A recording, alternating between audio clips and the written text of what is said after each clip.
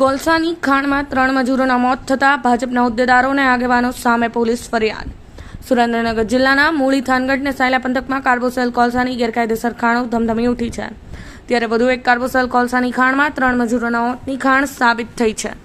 મૂળી તાલુકાના ભેટ ગામે કાર્બોસેલ કોલસા કાઢવા માટે ગેરકાયદેસર ખોદકામ કરી કોઈ સેફટી સામગ્રીઓ વગર મજૂરોને ખાણમાં ઉતારતા 3 મજૂરોના ગેસ ગળતર જતા ગુંગળામણ જઈ થવાથી મોત નીપજ્યા છે.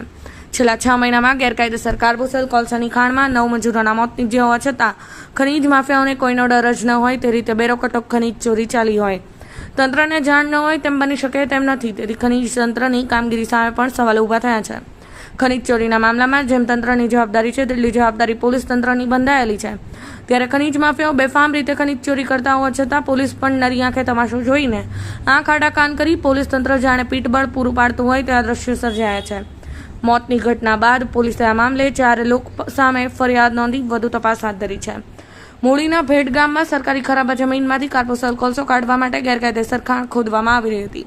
જ્યાં લક્ષ્મણ ડાબી, વિરમ કેરાળિયા અને ખોડાભાઈ મકવાણા નામના 3 મજૂરોના ખાણમાં ઉતારવામાં આવ્યા બાદ 3 મજૂરો 200 ફૂટ ઊંડે ખોદકામ કરી રહ્યા હતા. ત્યારે ગેસ ગળતર થતાં 3ના ગુંગળામણ થવાથી મોત નીપજ્યા છે.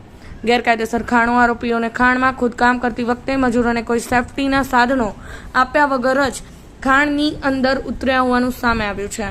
મૂળીના ભેટ ગામની સીમા સરકારી ખરાબાની જમીનમાં ખાણ ખનીજ વિભાગ દ્વારા અનેક ખાડાઓ પૂરી દેવાયેલા હતા. તે પૂરી દેવામાં ખાડાને ફરીવાર ખોદવામાં આવી રહ્યા હતા. જેમાં જસાભાઈ રઘાભાઈ કેરાળિયા, જનકભાઈ જીવણભાઈ અણિયારિયા, ખીમજીભાઈ નરસિંહભાઈ સારદિયા અને કલ્પેશભાઈ કેશાભાઈ પરમાર નામના શખ્સો આ ખોદકામ કરાવી રહ્યા હતા. આ 4 શખ્સોએ મૃતક યુવકોને મજૂરી માટે બોલાવ્યા હતા. તેઓને કોઈ પણ સેફટીના સાધન વગર ખોદકામ માટે ખાણમાં ઉતાર્યા હતા. આ અંગે મૂળી પોલીસ સ્ટેશનથી મળતી માહિતી મુજબ સરકારી ખરાબા અગાઉ ખોદેલા ખાડાઓને ખાણ ખનીજ વિભાગ દ્વારા પૂરવામાં આવ્યા હતા. તે ખાડાઓ ગેરકાયદેસર રીતે ફરીવાર ખોદીને મજૂરોને અંદર ઉતારતા 3 મજૂરોના મોત નીપજ્યા હતા. જ્યાં એક મજૂરના પિતાની ફરિયાદના આધારે 4 આરોપી વિરુદ્ધ પોલીસ ફરિયાદ દાખલ કરી તેઓને ઝડપી પાડવા કાર્યવાહી કરવામાં આવી છે. સુરેન્દ્રનગર જિલ્લાના મૂળીને થાનગઢ પંથકમાં કોલસાની ગેરકાયદેસર ખાણોમાં બનેલી મોતની ઘટના આ કોઈ પ્રથમ ઘટના નથી. છેલ્લા 6 મહિનામાં આ 3જી ઘટના છે જ્યાં મજૂરોએ જીવ ગુમાવ્યો હોવાનો વારો આવ્યો છે. ત્યારે એક બાદ એક 3 ઘટનાની વાત કરીએ તો સુરેન્દ્રનગર જિલ્લાના મૂળી વિસ્તારના ખંપાળિયા ગામે 24 જાન્યુઆરી 2024ના રોજ કાર્બોસેલ કોલસા કાઢવા માટે કૂવો ગાળવામાં આવ્યો.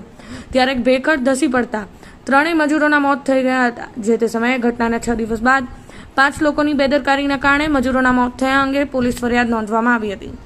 મજૂરોને કોઈ સેફટી સાધનો વગર કૂવામાં ઉતાર્યા બાદ ભેખડ ધસી પડતા 3 મજૂરોના મોત નીપજ્યા હતા. ત્યારે મજૂરોના મોત થયા બાદ પોલીસને જાણ કર્યા વગર ને પોસ્ટમોર્ટમ કર્યા વગર જ અંતિમ સંસ્કાર કરી દેવામાં આવ્યા હોવાનું ખુલવા પામ્યું છે. છેલ્લા 6 મહિના દરમિયાન બીજી ઘટના 15મી ફેબ્રુઆરીના રોજ દેવપરા ગામમાં બની હતી. અહીં કાર્બોસેલ કોલસાની ગેરકાયદેસર ખનન માટે ખાણમાં જિલેટિંગ બ્લાસ્ટ કરાતા ખાણમાં કામ કરી રહેલા 6 મજૂરોને ગેસ ગળતર કરતા થતા તેઓ અંદર ટળી પડ્યા હતા. જેમાં રાજસ્થાનના 3 મજૂરોના મોત ઘટના સ્થળે જ નીપજ્યા હતા. સુરેન્દ્રનગર જિલ્લામાં ચાલતી ગેરકાયદેસર ખાણોમાં એક બાદ એક મોતની ઘટના બન્યા બાદ ખાણ ખનીજ તંત્રની કડક કામગીરીના દાવા પોકળ સાબિત થઈ રહ્યા છે. પરંતુ મોતની ઘટનાઓ અટકવાનું નામ લેતી નથી.